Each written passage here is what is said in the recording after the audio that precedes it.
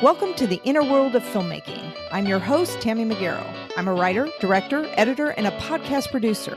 In this show, I will interview filmmakers in all facets of production and distribution. In this episode, we take a deep dive into the unplugged world of Nicki, who is a TikTok content creator and influencer from Massachusetts and a mother of two. She has warmed our hearts with her mom bits and the infamous video with her son, "I need help with the fucking jam," that went viral in 2020 with now over 11 million likes. She has over 2 million followers on TikTok. Welcome, Nicki. So happy to have you on the show today. Thank you, Tammy. Thanks for having me. I love doing this stuff. Bring it on, baby. All right. So I'm just so honored to have you. You made me laugh during COVID. I remember watching all your videos and going, who is this person? Where does she live? You know, all this stuff. Because what's so phenomenal about the pandemic is it's like the connection to somebody's world. You're in their home. You're seeing their environment. It's almost like a voyeur's heaven is to be able to look into somebody's world and just your kids and the comedy and just the way you go about yourself of just carefree and just like no bullshit. You just put it out there. I loved it. Thank you. Yeah, the carefree. Listen, if you're feeling like I'm carefree, there is a big side of me that's carefree. So I probably have TikTok to thank for bringing me back to like who I am naturally, right? The pandemic, how can you be anyone else but who you are? And I think it's done that for a lot of us, right? Good, bad, or indifferent. Well, I think it brings you back. Yeah, exactly. Because I think with this busy world and social media, we're always looking down, not up. It's it really kind of had to bring us back to ourselves, to who we really are. Absolutely. So when I was doing my research and I heard you on the podcast Life Unplugged, I just want to honor you and say what courage you had to leave your corporate job, file for divorce, and then to reinvent yourself on TikTok during the pandemic that would totally change your life. I mean, when life throws you lemons, you made lemonade. Or limoncello, yeah, one of them. Or limoncello. One of them, yeah. Yes. Yeah, I think that's always, it's funny you say it that way because that's always kind of been my thing. Mm-hmm. You know, it's just, I think there are some of us who are eternal optimists, and I don't know where that comes from. Listen, I don't know that any psychiatrist even knows where it comes from, whether it's like your childhood or your upbringing. My dad said to me when I was little, he's like, you have something, and none of us really like gave it to you. You just always had it. And I think that that's one of my things, right? Is like, I look at stuff and I could see many times the positive and many times the potential negative, but I'm always putting one foot in front of the other because I do believe in like that we build our own world, however we want to see it through. You just got to keep on walking, keep on moving. So. Right. When you got on TikTok, and you can tell us your story about getting on, you decided to do the alias Nicki Unplugged. And maybe you could tell us a little bit about why. Yeah, I think I come from it's through a different lens now that I speak. You know, if you asked me 2 years ago, it would probably would have been a different answer. Now, I feel like I'm looking at it like, what the heck happened?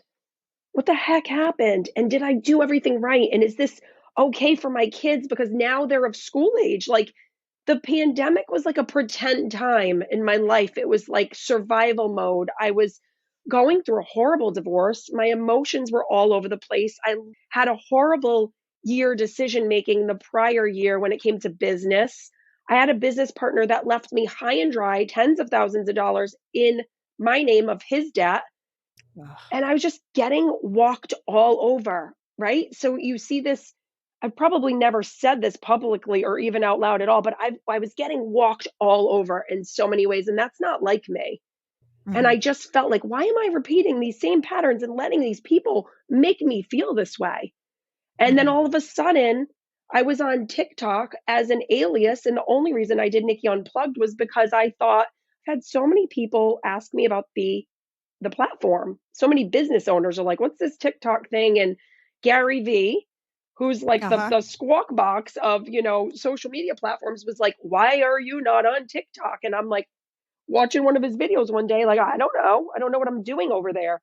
So I just picked it up, started watching it, found some humor, and thought, gosh, I see some of these creators like I've always been this funny. I've always been the friend that my high school friends thought I'd end up on like Saturday Night Live. Right. So I just started being me, as authentically me, not expecting anything, not knowing anything about the app, and just showing up the way you once got to when you were a kid. I showed Right. up as a kid in me, and it people I guess liked it. And it's weird to talk about, but it's I think the relatability factor is what so many people needed to see, especially like in the parenthood Mm-hmm. category, because Instagram was like perfection. Mm-hmm. Anybody who was making it on Instagram had like the perfect looking situation. And all of a Right. sudden, TikTok and pandemic were like, no, no, we're done. We're done with that. We're done with celebrities telling us how to do everything in life and how to act and how to dress. And all of a sudden, it was like these real people at home influencing. Yeah. In our pajamas. Yeah. In the messy hair and just owning that shit. It's so Right. beautiful. And then, I mean, how wonderful within the first 6 months, you have over 1 million followers. I mean, did you Yeah. even see that coming? No. And I'll tell you, if I could do it all over again, would I do it exactly the same way? I really am not sure that I would, because I, when you go viral, this is like a lot of people want to go viral. But when Mm-hmm. you go viral, it does a lot of disservice to the algorithm, right? So people saw the jam video and were like, oh my God, this is hilarious. I want to watch this funny kid. I don't think people were coming on to watch the mom in the backward hat. Mm-hmm. I think they were more like, oh my God, the kid with the glasses, right? So Right. now what am I going to do? Put my son out there like some public figure?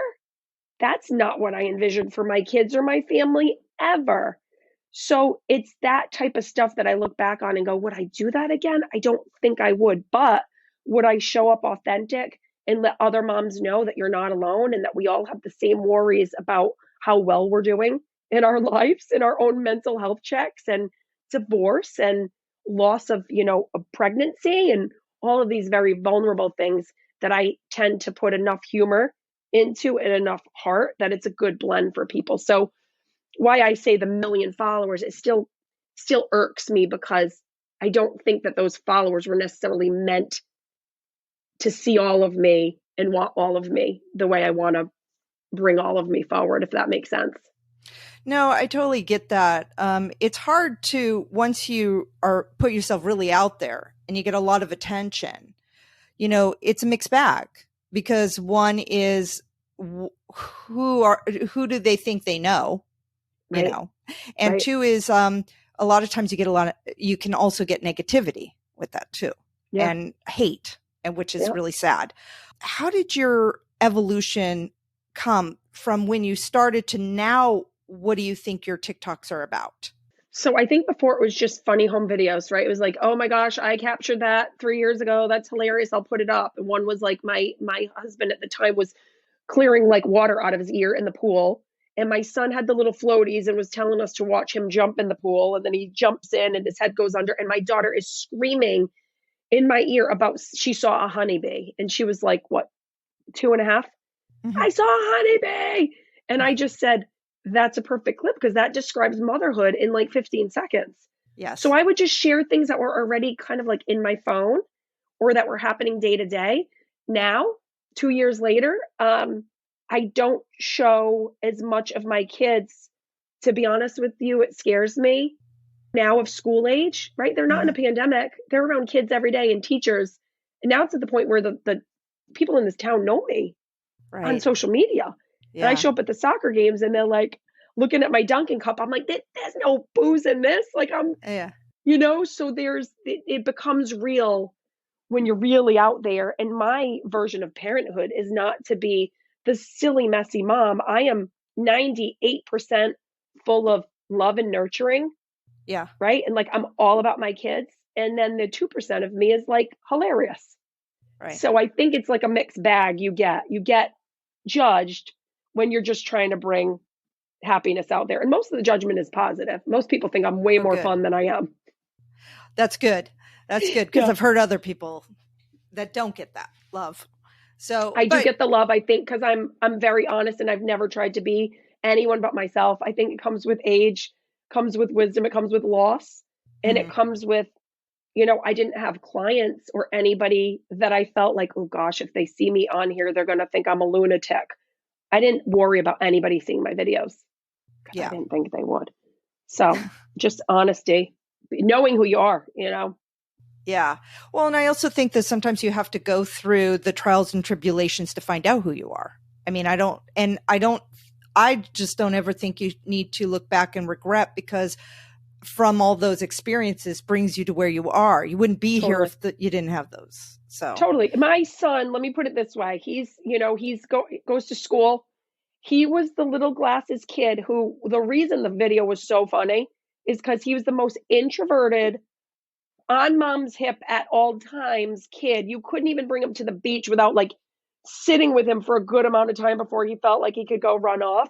And the fact that he said that with such clarity and like perfect grammar was mhm. hilarious. Because if you knew him, you're like, that's so funny. That is not him. But now he's like the cool kid, like the fifth graders are we're at the trunk or treat event and they're like, hey, giving him fist bumps. They think he's the coolest dude ever. So like somehow his confidence level is different because of, he's got the cool factor. So it's all kind of how you look at it. It's all relative. You got to take it with ease. Yeah. So what were you like? I just thought that was so funny. So the video, people got to check out this video. So, you're sitting there about to say something, and then he's in the background saying, I need help with the fucking jam. And then you're kind of like, oh my God. And then he says it again, a little quieter. So what were you thinking in that moment when you were doing that? I was thinking, cut, and I don't know why, but I drafted it. So I Yeah. didn't think of like posting it. I really, honest to God, I did not think of posting at the time. I was just like, okay, I want to get the next clip in. So I drafted it and then I started recording again to get the right video with like me actually getting the question in. And then I went back and I was looking in my drafts a few weeks later and I'm like, this is hilarious. He's just got this little face and he thinks he's in trouble for yelling. Hmm. So that's all. I didn't really think much of it. And then I posted it and I was like, whoa, this thing is taking off. This is crazy. It was over 1 million by the Yeah. first few out, like the first night by overnight. I was like, what is happening? And celebs were commenting on it. And I was like, this is Yeah. wild, wild. Yeah. And how was it when other people started using that video's audio in their videos? Was that like kind of like, whoa, this is weird? It was funny. I got a kick out of watching those, like how people interpreted. Some people were like, got the sandal out to like spank the kid or the belt out. And I was like, oh God, no, Yeah. come on, can we see more of the innocence in this? And then other people just thought, thank God, why it went the way it did was like, thank God I'm not alone. Like really Yeah. deep down subconsciously is like, our kids say and do things that are not, whether they're fresh or inappropriate, like no one's perfect. Yeah. So I think that is what that video is an example of is like imperfect moments don't mean that you're an imperfect family. It was just a Right. moment. It was innocent. And we Well, cannot be so judgmental of each other or of ourselves. We're all trying our best. And, for me, why I was comfortable with the negative was because I'm like, I don't have to prove to anybody the type of mom that I am. I know exactly who I am. I know exactly who my kids are being raised by. I know exactly how I was raised. We all turns out great. Like my mom swears, no big deal. We're Italian. We're from Massachusetts. It's kind of how I we know. roll. It's our love language. Well, and I think that that's so cool. Like you are such a cool mom, like that people would want to have, because, I think I mean, to say don't cuss, it's kind of like, well, we all cuss. And especially when you go to school and the other kids are cussing, it's like we have to kind of normalize. I mean, what are we doing when we cuss ourselves and then we're telling our kids not to cuss? It just seems like a contradiction. Right. And what you what you want to do in your home is entirely up to you. And the fact that my kids, from what I know, would not be out at school talking like that in front of their teachers. Like Right. they know. And if they were, I'd have a real problem with it. And I would have never posted it if it were a concern. Yeah. So it's Right. like everybody should be able to raise their kids the way they want to and the way they feel is most authentic to them. And I'm talking about the good parent movement out here. Um, and if my kids are treating others with kindness and, they're presenting themselves well at school and they're kind people, then I've done most of my job. That's great. So Yeah. Well, I like that. You're a model to us all, just on how to thank just you. be your authentic self. Yeah. Um, so you had mentioned that this is now a full-time job. Well, we're When did hopefully this come? yeah, so we're hopefully trending that way. I'll be honest with you. It scares me to go all in without having my other stuff going on because Mhm. so there's two sides to this. There's one side, we live in a creator economy. You're crazy to not go all in while we're here. Strike while the Mhm. iron is hot. Right. But I'm 45. This is very new terrain for me. It scares me not only for myself, but also the 18, 19, 20, 26-year-olds who are doing this full time. Yeah. Because what's the retirement plan? What's the long term? We don't know. None of us know what these platforms will be in a year, 5 years, 10 years. So I'm trying to build a business model that supports me to strike while the iron is hot, while also having my consulting business and growing there. So it's a Mhm. nice combo deal because, I'm done working for the big corporate person. Right. It just doesn't fit my current day needs. It hasn't served me well. So, what's the consulting business? Do you want to tell our listeners? So I consult for brands, mostly founders and thought leaders who have a brand problem that they want to solve. I do a lot of my expertise really is in social impact, CSR, Mm. so corporate social Mm. responsibility, all the feel good stuff Mhm. that Yeah. goes external. And then I also make sure when I do it, I'm striking on the internal culture of the brand because Mhm. you can't say you're doing all these wonderful things externally without taking care of your people. So Right. that's kind of my superpower is I'm a people advocate in Mhm. business. So I come in and I help brands solve some of those, not even problems, but get them stepping forward in what they say they want to do and actually doing it, putting in place to do it. So I do a little of that. That's great. I mean, are some of your clients Trader Joe's and Dunkin' Donuts? Or No, no, these are all like kind of behind the scenes, more of my like LinkedIn side of life. okay, great. My brand deals for my own audience, that's the influencer side of things. And then I consult some hours of my week on the business consulting side. So, could you just let us know that as a content creator, how does that happen in your own words for yourself? Um, did you get approached by Dunkin' Donuts and Trader Joe's, or did you approach them and say, "Hey, I love your product. Let's do this"? So here's my number one tip is just I was producing content that I was living every day. Mhm. And I was a competitor girl to Dunkin' before the pandemic. And then guess what? My closest competitor was in a Target a few miles away from my house. And I wasn't going into Target with two kids during the pandemic. So I was like, all right, good. Let's go down to Dunkin'. Let's see what's up there. And they had changed their like latte machines and they had gotten oat milk and they had really like advanced and been innovative Mhm. at a time that I really didn't pay attention to them. And that became the norm. So all of a sudden I was posting all the pandemic with I had my Dunkin' cup in hand and I had my Dunkin', the kids like the hash browns and Dunkin' took notice and eventually they came to me. Trader Joe's has never they don't have they just I don't think Trader Joe's does influencer marketing. Mhm. There are some people that are doing major accounts for Trader Joe's hauls that don't get paid by Trader Joe's. Mhm. Trader Joe's has a different marketing model. Yeah. So yeah, the brands approach you. I had done a how I said I was like just not a good hair person. I like haven't had nice hair in a long time, and I was saying it out loud, and I was talking about how much I've spent on salon products over the years, and I still don't get compliments on my hair. And all of a sudden, Pantene hit me up, sent me a goodie box. I tried it, and I was like, "Whoa, my hair actually! I didn't even blow dry it. It just." And all of a sudden, I have a wave to my hair. What's happening? And then I reached back to them. I said, I actually, the product is like crazy good. It's like a miracle repair. Yeah. And they gave me a brand deal. So it's like, just, I put myself out there as to who I am and what I'm using. Yeah. And then it kind of like trickles back. Yeah. I love it. So how many videos do you post a day? Can you tell me your process for filming? I mean, do you write everything down? You batch it? What do you do? No, I've hired a virtual assistant. And if we had her on this call, she'd be like, Nicki barely does what I put on her schedule to do. Because I am not a person that can look in the morning and be like, I'm inspired to do that concept that I was thinking of. So we've adjusted our the way we lay the week out. I don't have I wish I could say I had a rhyme or reason. This would not work for everyone, Uh-huh. but my talent is I pick up my phone when I'm feeling like there's something that I want to say, as if I were saying it to a friend or someone else in the room or one of my girlfriends, on things that I notice, and I just do it in the moment. Okay.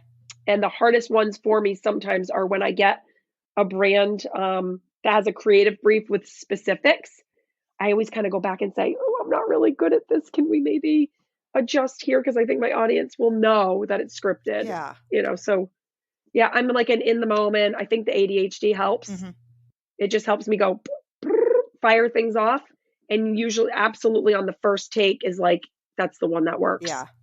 Well, that's great. And so you don't edit it at all, or do you? I've switched around on how I do it. For some reason, there's a weird psychology thing. I cannot talk to a video camera or my phone unless it is running with the little clock thing running. Uh-huh.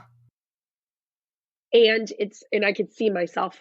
I can't turn the camera around Uh-huh. and not see that there's some time thing going. It's very weird. Wow. It's very bizarre. So I will typically I'll film it in TikTok. Mm-hmm. I'll edit it in TikTok. Okay. I will post it in TikTok, and then I'll go to SnapTik Uh-huh. and I'll remove the watermark, and then I'll post it on other channels. That's like new. That's in the past few weeks. Okay. So It's like you're time saver. You're doing everything.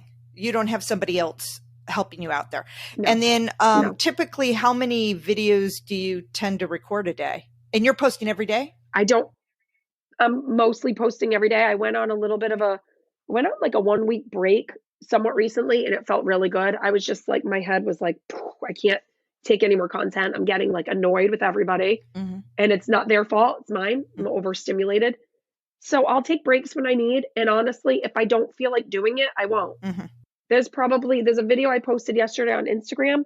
I should have just put it up on the other platforms because it was the right timing for it. I just didn't feel like it. Mm-hmm. So I put my phone down and I was like, let's get in cuddle mode, kids. Like, I don't want to be on my phone all the time. Right. Yeah. So that's just, I do what I want, when I want, how I want. And isn't that the dream? Yes. Yeah, it is. Are you like constantly, I mean, do you have to kind of like look on TikTok and look at the trends and do all those kind of things as well, in addition to doing your own videos? Yes. Trends don't work that well for me. Okay. I don't know why. I think the algorithm's gotten used to where the stuff that works best for me is almost like when my voice is there Mm-hmm. versus like a lip sync or a sound over it. So I do look not for trends. I look for things that inspire me, things that or just humor. And I'll hear somebody, let's just say I hear a co-parenting coach talk about something that really I feel. Sometimes it will spark something out of me that I want to say about the topic. Mm-hmm. So yeah, it's more for inspo versus like, oh, I have to do that trend. Right. Well, probably that's what works. I mean, obviously that's what works for you. So you got to do what works for you, and people want to, but isn't that kind of cool that people want to hear you? They don't care about all the other stuff. They just want to hear from you. Yeah. Yeah. Yes. And I don't always, like, I'll be honest with you. It looks like from my following and my engagement, here I am back to the, high school kid who wants to become the college recruit and All-American. I can't sometimes help but look at other people who are really doing extremely well and not go, wow, why have they grown like crazy amounts? And I feel stuck. Mm-hmm. Here, you hear somebody with 2 million followers say that, and you're like, what the hell's wrong with you? Right. But that's just my own drive. I'm like, what can I do better? Like, what are people looking to me for? I don't always know the answer to that. Uh-huh. I'm always searching for like, what is my North Star? Because there's a bit of a variety show thing going on. There's a bit of like all over the place. So I have to just remember, like, that's me. I am a variety show. Right. I am Yeah. not one flavor. I go into the ice cream shop and I get a different flavor every damn time. So I have to just remember that that's okay and not compare myself to others. Yeah, it's always hard, and I think it's relative. You're always it's somebody that makes certain amount is going to want this, but somebody who's up here is going to want that. So it doesn't, it's always. I think it's just you have to kind of check yourself sometimes to go, Yeah. okay, I can only be me. I can't be them. Right. Yeah. Absolutely. That's the biggest tip I'd have for anybody trying to do content is like, yeah. Yeah. So do you read all your comments? So I am definitely best on Instagram. Mm-hmm. I spend most of my time there. It just feels more intimate to me. Mm-hmm. TikTok, most people are looking for the one-offs, right? Like I'm finding that the algorithm is like, they'll see a really funny video of yours and they might not follow you. They might just want those one-off trending viral Right. videos, right? Yep. That's kind of like what your For You page is. And I find that Instagram, if you're going to follow someone, it's because you really want to see more of them, because the stories pop up and that gives you a real true behind the scenes.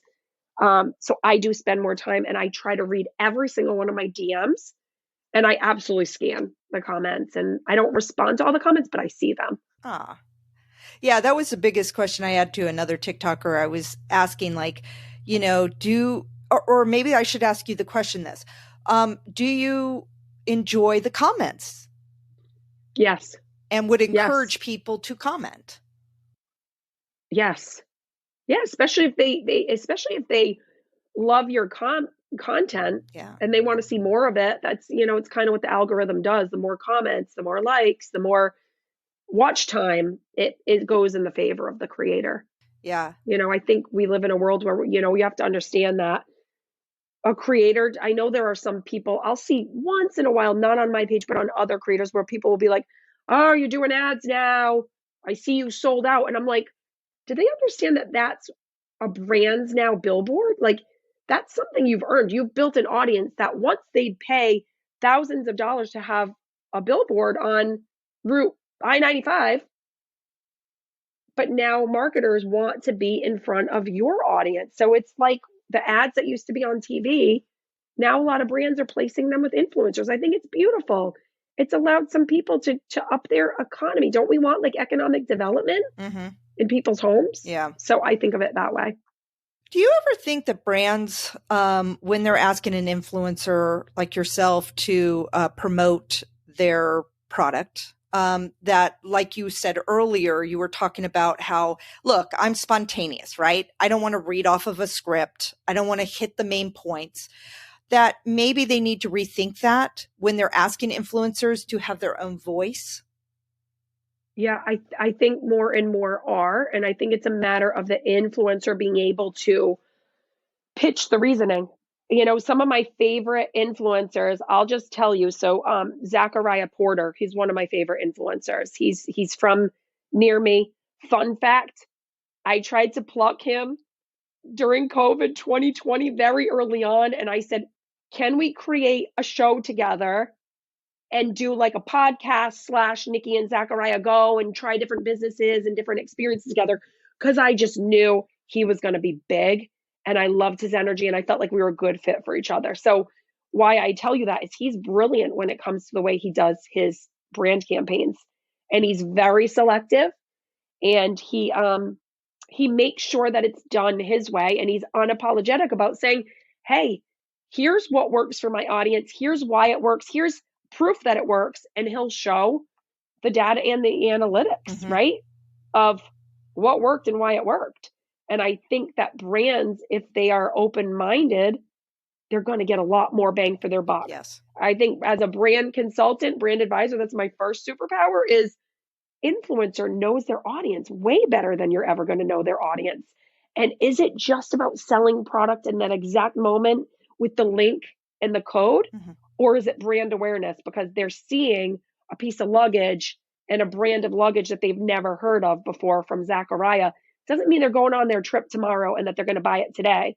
But when they are going on their trip, is it recognizable and they're seeing it again on repeat? And then, yeah, they're buying the damn product. It's like, we're all about the ROI, and I understand P&L, and I understand ROI, and I understand the big guys in the office going, well, how is this going to translate to sales? Right. Some of the best brands out there have done the brand awareness till it's coming out of their neck. Right. And then they grow fast and furious.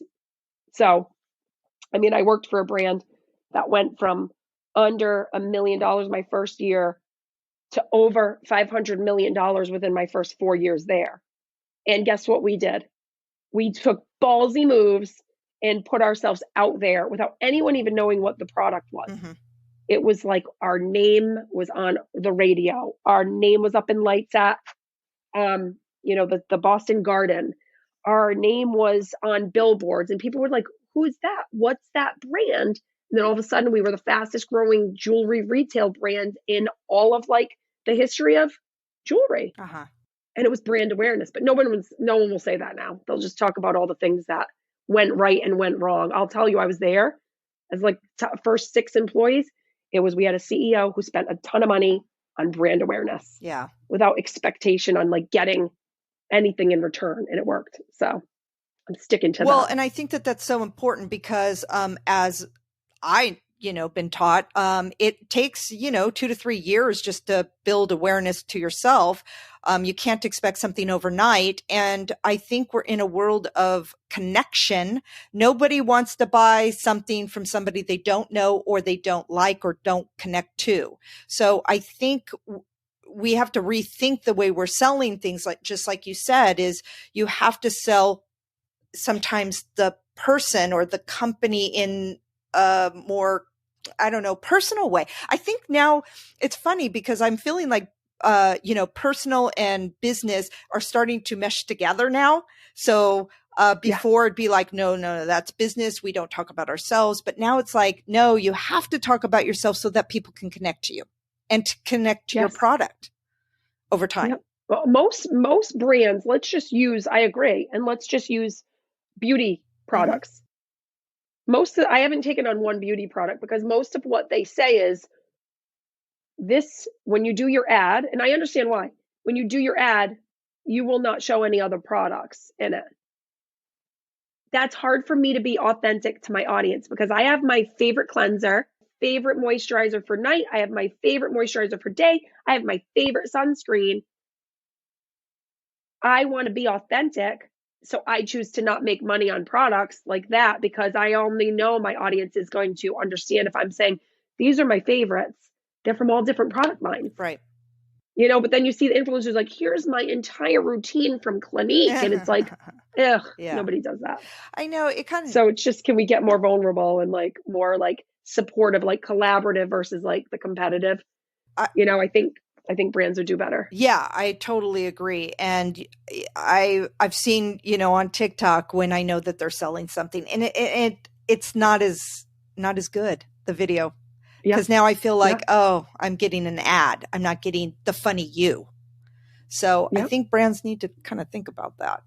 I think we are the best. Some of us influencers are like the best creative directors. Like the day of the creative agency, and I've worked with some creative agencies that are amazing. I was with Royal Caribbean, who we rolled out these mega ships, and our brand agency, not our internal marketing team, our brand agency developed the entire campaign and the message delivered. You have to look at true content creators are creative directors of their own world.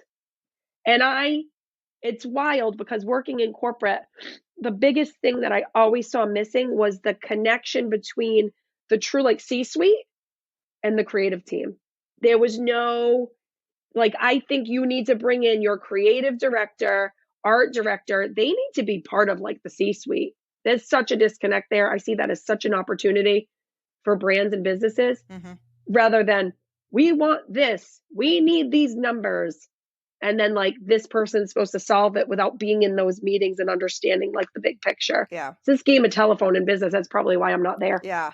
because I need to see all sides. Yeah, I like that because that gives you perspective. And I think that sometimes people are shallow focused um, on just, like you said, ROI, sell, sell, sell, sell. It's not about really the Yeah. connection. I was just thinking that, I wish more brands would think like a movie and make characters and you build stories. So every commercial, I know that would probably be a lot of money, but it'd be like, I remember back in the day, it was like a coffee commercial that felt like a show. And I was just like, oh my God, this is different where you're not really selling the product, but you're selling the story within the product.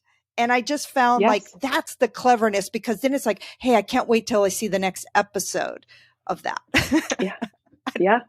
Yeah. I love that. I think it's, so for what you do and what you're really all about, like I will tell you from a business and an influencer, I still don't like that word, but I'm going to go Yeah. with that.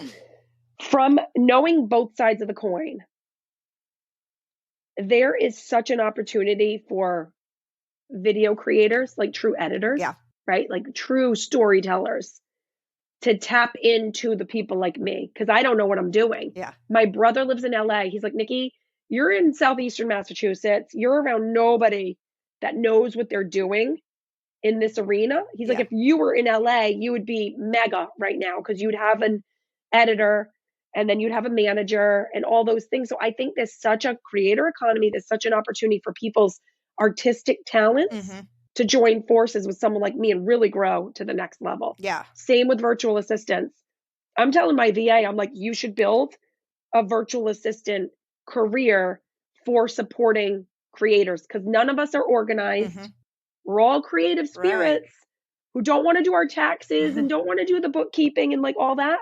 So if you look at us as like business and what are all the supporting elements of it, there's total opportunity there. Yeah, I totally agree. Everybody wants to be a creator. What about like all the stuff that goes Right. And helping the function of it? creator to be more creative without having to do the work, in that Right? realm. Yeah. Yeah, I was back, during COVID, I was following some people and I thought, it's so cool these 1 minute, that turns into, 2 hours like a movie. And I thought, oh, wouldn't that be funny if you just and I did this. I downloaded somebody's TikToks and then I made it a movie. So it just would play. And I thought, wow, this is so cool. This could be a total movie. Like you're only getting moments, but you're building the story of this person as you're getting to know them. I mean, ups and downs, because some days are Yeah. not as up as other days. Right. So Right. Oh, I there's love something. that. Yeah. And then there's YouTube, right? Everybody's talking about YouTube, YouTube Shorts, YouTube Yep. Long. They're going to roll out a bonus program for creators on YouTube. So right now is the day for video talent, Yes. video editing, Yes. video storytelling, majorly. Nicki, why don't you share to our audience, if somebody wanted to be a content creator, what would be your suggestions to coming into the world? What do they need to think about and do? And then also, when it comes time to, if their channel does grow and they're having people kind of poach them to sell their brands, what advice would you give them? I would say you've got to do the personal work first. So I guess there's two sides. Are you showing up as a thought leader in something that you're truly an expert in, right? Through life, through career. Are you truly an expert? Is like a weird word, but Right. do you really know what you're talking about? And can you deliver the message? Because there's people that want to speak and want to show things, but they just don't have the skill set to do it. Mm-hmm. So I would say you've got to do the work. And, I'm the first. If my daughter today was 15 and said, Mom, I want to be a content creator, I'd say, all right, well, what are you doing to prepare? What are you doing to get good at it? It's like being an athlete. Like, I want to go to the NFL, Dad. What are you doing to prepare? What are you doing? What are you good at? What do we have to focus on that you're not good at? And I would just say, put a business plan together for yourself and start practicing and start looking at what's working for people and whatnot. And you just have to have a real straight glimpse into reality. Like some people are just not self-aware. Mm-hmm. And they're like, I'm doing all the stuff that this YouTube guy said I should do. I'm posting 5 times a day on every platform. Well, if your content sucks, Yeah. sorry to say, you're not going to get it going. And sometimes, unfortunately, your content might be good. You just didn't get in at the right exact time. So you've got to just work harder and longer and just be patient. And I don't know how patient a lot of people would be with this. So I know I just threw around a bunch of different messages, but it's like, if you really want to do it, how committed to it are you? And what's the plan? Like, what's the work you're willing to put in? That's the biggest thing. And it does take Like, what time, do you right? stand for? Yeah. Some people, listen, there's some people like me. This isn't the norm. All right. This is not the norm. It's, I got in during COVID. So anybody who missed that big TikTok moment on COVID, probably not going to happen for you right now unless you're really good at what you do, unless you could find something that people are paying attention to and all of a sudden they like it, they commented on it, and then you show up again on their For You page and they're like, hey, I remember that person and I like this second thing that they're saying, so now I'm going to follow. Mm-hmm. And I think a lot of us don't know what we're bringing on. Like co-parenting is a big thing that I follow now. And I think, wow, the divorce rate is crazy high. Mm-hmm. How are there not more people talking about co-parenting? That's a niche that Yeah. people like. If I wanted to go full in, I could kill it in co-parenting Right. because it's the world I'm living in and it's such a wide open possibility. If you're a bakery in the middle of Utah and you don't ship outside of Utah, then you've got to understand like your main goal is to get people into your door and Utah business. So how are you going to do that? That's different from what I do. Mm-hmm. So it's like, are you regional? Are you national? Are you global? What's your message? What are you trying to do? You're just spreading love and light? Great. There's an opportunity for that. So I would say you just got to have your plan and maybe meet somebody and ask questions. Listen, there are creators who I have asked questions to that I never thought would respond to me. Mm-hmm. And some of them respond with great tips and some of them don't. So I'd also say reach out to people and ask questions. Yeah, and follow other So I just people gave you too. probably like 20 different, No, I think that I probably gave you 20 different answers. no, I think that that's all good because I was thinking, myself as, you gotta be persistent. You have to be consistent. And then you also need to follow and connect with others as well. It can't just be about yourself, and you'll learn from others as well, Yeah. It's a learning. You almost like if you just thought of it as like, this is my daily journal and I don't care about views because, if I have 5 people in the room, did it help any of them? Like, I know that sounds cliche, but just do what makes you happy, create the content that you want to put out there. So for me, I'm going to try to put together this series of IG lives or podcast style video Mm-hmm. of conversations that I want to have for myself. Mm-hmm. And I'm going to record them. And I figure if I want to have these conversations and ask these questions, then maybe other people will want that too. Yeah. And I'm just like, I'm done trying to invent this, like, what's the name of the podcast? What's the name of the law? And because all my topics are different, I'm just going to have different things that come up and I'm just going to do what helps me be a better mom, co-parent, creator, all the things that I am. I'm just going to start bringing people on that journey with me. So others can do that same thing. Yeah, just like you said, they have to find their niche. They have to find what they're passionate about. Because if you're not passionate about whatever you're speaking, it's going to be short lived. Right. Yeah. Right. Absolutely. And Yes. then, And you got to have some thick skin too. oh yeah, yeah. Yeah. And I was also wondering, how should they approach brands that then come to them if they do get the numbers and then people start approaching? What would your advice be to them? I would say for the smaller guys, everybody's talking right now or was weeks ago. You know how everything changes in digital, but user generated content. So for example, I would, if I went back in time and knew what I know now, I would reach out to brands that were smaller, solopreneur kind of like brands. And I would reach in that maybe had a few thousand followers. And I'd probably ask them if they'd send me a product and I would create a video for it. Or I would just buy the product, create a video for it, and ask them in their DMs if they wanted to use the video. And I'd come up with a system for maybe like what I would charge for posting it on my own channel and what they could use it for, right? It could be a kid, a college kid who's like got a decent audience Mhm. and uses this product and is willing to share it. And maybe it makes $150 so he could fill his gas tank up. Right.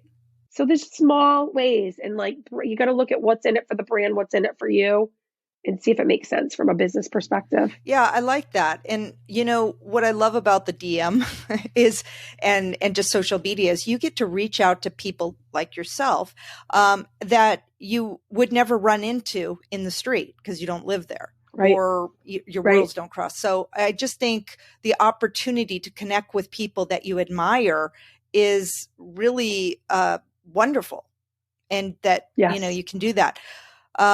I was also thinking that, sometimes we think quality of the video and then, those fast things, fast cutting and all that stuff. But it doesn't seem like that's necessarily what you need to do to be popular. No, it's not. And there are some creators that are so good at that. So good at that. It's just not, that's not what I'm good at. So I just have to stick to what works for me, right? Unless I get an editor. And I think what's great is if we all look the same and our videos all look the same, it wouldn't be as exciting to scroll. There's something about scrolling. You get all different types. You get the breaks, you get the quiet ones, you get the loud one. Like there's a kind of flow to it when you're watching multiple kinds of video. Right. And I guess it just comes down to, you just got to be you. You got to be your own And style. you got to be interesting. Yeah. That interesting too. in some way. Yeah. Hopefully being you is interesting. The last question I had was really, where is the line to what you share and what do you not share? And I know that, you started with having your kids in them. Now you've kind of moved them. I know you have a boyfriend. Yep. I've never seen him. So, is that a choice of yours? Like, no, or he doesn't want to be in it, or they don't want to be in it? Like, give us some thoughts. It's truthfully like most high level answer out of respect for his kids. Mm-hmm. Because they don't, why should they have their dad up? I just, they're 12. Mm-hmm. They're in like the prime of like figuring out who they are. So I just have a lot of respect. And that's a relationship. Like any kid that comes from divorce doesn't want to see their dad and his girlfriend. I'm assuming they've never said this. He has never said this. I'm assuming it's just a respect thing.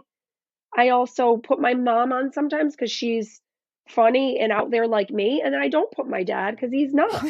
So it's just a matter of like really knowing your people. There's plenty of times I could be hilarious out in public and post people in public doing silly things or looking at anything that could potentially hurt feelings. Yeah. I try to not do. Yeah. And I do a lot of stitches where I'm always worried. I'm like, there will be someone who decorates their porch perfectly for Christmas and it's beautiful. And I want to be their friend and I follow them. And what I typically do is like right when I do my stitch, which is me making fun of myself and like how I have, the other day I took off my Halloween ghost. Mm-hmm. So it was a stitch, which means I interrupted their video of their perfect holiday Christmas porch. And I interrupted it and it was me taking my ghost off of my front door and putting it down. But I always let that person know I'm not making fun of you. You're rocking it. I'm just making fun of myself. Right. And there's a whole other audience that's like, oh God, all right, thank God I don't have to keep up. That's not me. That's not my superpower. I'm also throwing nasty pumpkins away right now that are still on my porch, So I want to make sure I don't hurt feelings because all I'm trying to do is just bring lighthearted stuff to people in a world that like needs it. Yeah, we need more lighthearted. Definitely. Yeah. Well, thank you so much for being on the show today. This was great. Thank you. Thank you so much. I appreciate it. Thank you so much for listening. I encourage you to get out there and make a film. Reach out to your local filmmakers group to get involved and connect. Please subscribe to the show if you like it and follow me on Instagram @TannyMadero. Until we meet again, what's your story?